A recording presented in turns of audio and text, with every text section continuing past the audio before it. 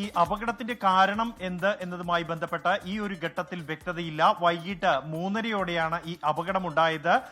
Dubai air ഷോയ്ക്കിടെയാണ് ഇന്ത്യയുടെ തേജസ് യുദ്ധവിമാനം തകർന്നു വീണത്. ഏരിയൽ ഷോ നടക്കുന്നതിനിടെയായിരുന്നു ഈ അപകടം ഉണ്ടായത്. ഇതിൽ ഏറ്റവും ദൗർഭാഗ്യകരമായ സാഹചര്യം എന്നുള്ളത് ഈ വിമാനം തകർന്ന് താഴേക്ക് വീഴുന്ന ദൃശ്യങ്ങൾ കൃത്യമായി തന്നെ ലഭിച്ചിട്ടുണ്ട് എങ്കിൽ പോലും അതിൽ പാരച്യൂട്ട് ഉപയോഗിച്ച് പൈലറ്റ് ഇജക്ട് ചെയ്യുന്നത് കാണാൻ കഴിയുന്നില്ല. പൈലറ്റ് അപകടത്തിൽ മരിച്ചു എന്ന ഒരു നിഗമനം തന്നെയാണ് ഈ ഒരു ഘട്ടത്തിൽ ഉള്ളത്. ആ പ്രദേശത്ത് രക്ഷാപ്രവർത്തനം ആരംഭിച്ചു കഴിഞ്ഞിട്ടുണ്ട്. അതേസമയം ഇന്ത്യയെ സംബന്ധിച്ചിടത്തോളം ഏറെ അഭിമാനകരമായ ഒരു യുദ്ധവിമാനമാണ് തേജസ്. ഇന്ത്യ പ്രാദേശികമായി നിർമ്മിച്ച HAL പ്രാദേശികമായി തന്നെ നിർമ്മിച്ച ഒരു യുദ്ധവിമാനമാണ് HAL തേജസ് യുദ്ധവിമാനം. അതിന്റെ ഘടകങ്ങൾ ഓരോന്നും തന്നെ പ്രാദേശികമായി വികസിപ്പിച്ചെടുത്ത യുദ്ധവിമാനമാണ്.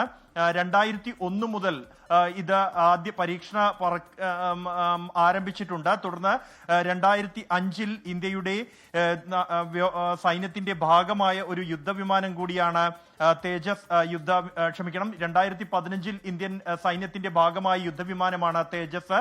നിലവിൽ വ്യോമസേനയും നാവികസേനയും ഉപയോഗിക്കുന്ന ആ ഒരു വിമാനമാണ്. വിദേശ രാജ്യങ്ങൾക്ക് ഉൾപ്പെടെ ഇന്ത്യ കയറ്റി അയക്കുന്ന ഒരു യുദ്ധവിമാനം കൂടിയാണ് തേജസ് യുദ്ധവിമാനം. ദുബായ് എയർ ഷോയുടെ ഭാഗമായി ഈ യുദ്ധവിമാനം പങ്കെടുക്കുന്നത് തന്നെ അഭിമാനകരമായ ഒരു സാഹചര്യമായിരുന്നു. എന്നാൽ അതിനിടെയാണ് ദൗർഭാഗ്യകരമായ ഈ ഒരു അപകടം ഉണ്ടായിരിക്കുന്നത്. പറന്നുയർന്ന് ഈ ഏരിയൽ ഷോ നടന്ന് പുരോഗമിക്കുന്നതിനിടെയാണ് വിമാനം പറക്കുന്നതിനിടെ തന്നെ അതിൽ നിന്നും പുകപടലങ്ങൾ ഉയരുന്നതും തുടർന്ന് വിമാനം അതിവേഗം തന്നെ നിലം പതിക്കുകയുമാണ് ഉണ്ടായത്. അതിനിടെ പൈലറ്റിന് ഇജക്ട് ചെയ്യാൻ കഴിഞ്ഞിട്ടില്ല.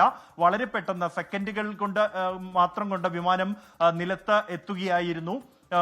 പൈലറ്റ് ഈ വിമാനത്തിൽ നിന്നും ഇജക്ട് ചെയ്യാൻ കഴിഞ്ഞിട്ടില്ല. അത്ര പോലും സമയം ലഭിക്കും മുമ്പ് തന്നെ വിമാനം നിലംപതിക്കുകയായിരുന്നു. ദൗർഭാഗ്യകരമായ ഒരു സംഭവം തന്നെയാണ് ദുബായ് എയർ ഷോയ്ക്കിടെ ഉണ്ടായിരിക്കുന്നത്. പ്രദേശത്ത് രക്ഷാപ്രവർത്തനം പുരോഗമിക്കുകയാണ്.